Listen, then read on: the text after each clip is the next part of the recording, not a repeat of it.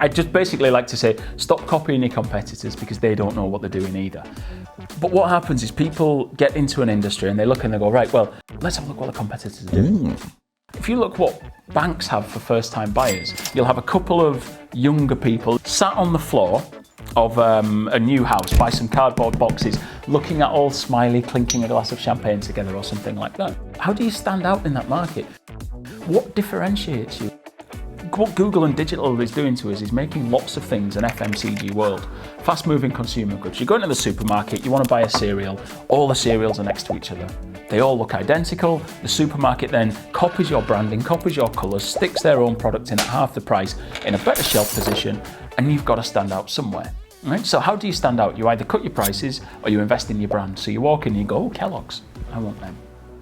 And that's what's happening in lots of sectors because people aren't going to, that's my local branch on the high street and going to buy a mortgage from you. They're Googling mortgages. You're selling an almost identical product, but you're not invested in brand. You're just focusing on doing the same as everybody else. And there's so many sectors you do it. You look at estate agents. Huh? You could pick an estate agent's website from anywhere in the country, anywhere in the world almost. They all look identical. Car companies.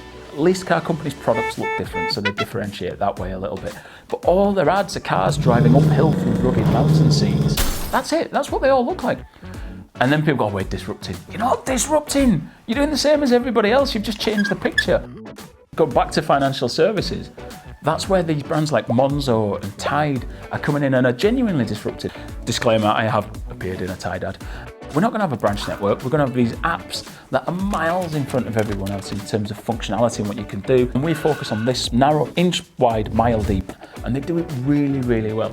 There's a bank at the minute, right now, advertising the fact that you can go on their web app and block your card if you lose it, and then unblock it if you find it. And you go, what? Do you mean like Revolut have been doing for 3 years?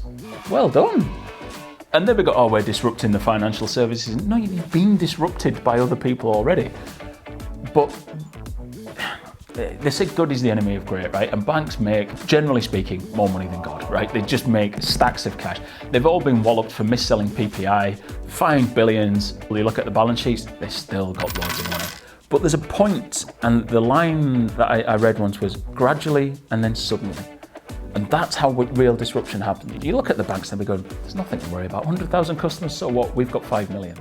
And then all of a sudden, it turns where they get to the point where they're losing customers so fast that they're losing money and they don't have the money to invest and they can't chase it up.